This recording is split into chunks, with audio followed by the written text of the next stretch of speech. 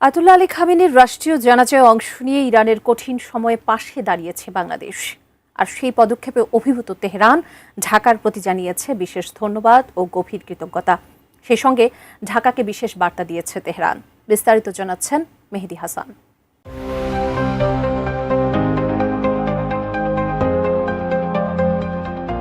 মার্কিন ইসরায়েলি নানামুখী চাপ ও নিষেধাজ্ঞার মধ্যেও ইরানকে প্রতিরোধের অক্ষয় হিসাবে বিশ্বমঞ্চে নেতৃত্ব দিয়েছেন দেশটির প্রয়াত সর্বোচ্চ নেতা আয়াতুল্লাহ আলী খামেনি। তবে তার মৃত্যুতে ইরান জুড়ে নেমে এসেছে গভীর শোকের ছায়া।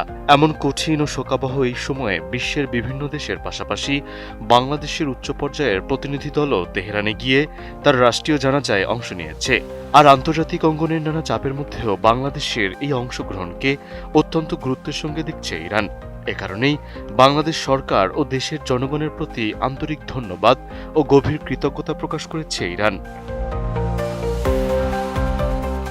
এই কৃতজ্ঞতা আনুষ্ঠানিকভাবে জানাতেই রোববার পররাষ্ট্র মন্ত্রণালয়ে পররাষ্ট্রমন্ত্রী খলিলুর রহমানের সঙ্গে সৌজন্য সাক্ষাৎ করেন ঢাকায় নিযুক্ত ইরানের রাষ্ট্রদূত জলিল রেহমি জাহানাবাদী।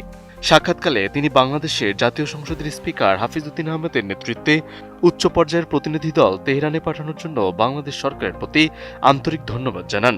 তিনি বলেন, আন্তর্জাতিক অঙ্গনে নানা প্রতিকূলতা ও রাজনৈতিক চাপের মধ্যেও বাংলাদেশ যে ইরানের পাশে দাঁড়িয়েছে তা দুদেশের দীর্ঘদিনের বন্ধুত্বপূর্ণ ও ভ্রাতৃত্বপূর্ণ সম্পর্কেরই প্রতিফলন। একই সঙ্গে সংকটের এই সময় বাংলাদেশের এই অবস্থান ইরানের প্রতি দৃঢ় সংহতির একটি স্পষ্ট বার্তা বলেও উল্লেখ করেন তিনি। রাষ্ট্রদূতের বক্তব্যের জবাবে পররাষ্ট্রমন্ত্রী খলিলুর রহমান আয়াতুল্লাহ আলী খামেনির মর্মান্তিক মৃত্যুতে বাংলাদেশের গভীর শোক পুনর্ব্যক্ত করেন। তিনি বলেন, এই কঠিন সময়ে বাংলাদেশের জনগণ ইরানের ভ্রাতৃপ্রতিম জনগণের পাশে রয়েছে এবং তাদের দুঃখ দুর্দশার প্রতি সংহতি প্রকাশ করছে। একই সঙ্গে তিনি মধ্যপ্রাচ্যে দীর্ঘমেয়াদী শান্তি ও স্থিতিশীলতা প্রতিষ্ঠায় সংলাপ ও কূটনৈতিক গুরুত্ব তুলে ধরেন। পররাষ্ট্রমন্ত্রী বলেন, আঞ্চলিক শান্তি শুধু মধ্যপ্রাচ্যের জন্যই নয়, বরং গোটা অঞ্চল এবং এর বাইরের দেশগুলোর উন্নয়ন, স্থিতিশীলতা ও সমৃদ্ধির জন্য অত্যন্ত গুরুত্বপূর্ণ। সৌজন্য সাক্ষাৎ শেষে উভয় পক্ষ দুদেশের পারস্পরিক স্বার্থ সংশ্লিষ্ট বিভিন্ন বিষয় নিয়ে মতবিনিময় করেন।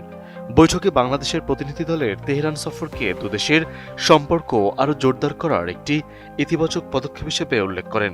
পাশাপাশি রাজনৈতিক, সংসদীয় এবং অন্যান্য দ্বিপাক্ষিক সহযোগিতা আরও বিস্তৃত করার বিষয়ে উভয় পক্ষ আশাবাদ ব্যক্ত করে। এর মাধ্যমে ভবিষ্যতে বাংলাদেশ ও ইরানের সম্পর্ক আরও শক্তিশালী হবে বলেও আশা প্রকাশ করা হয়।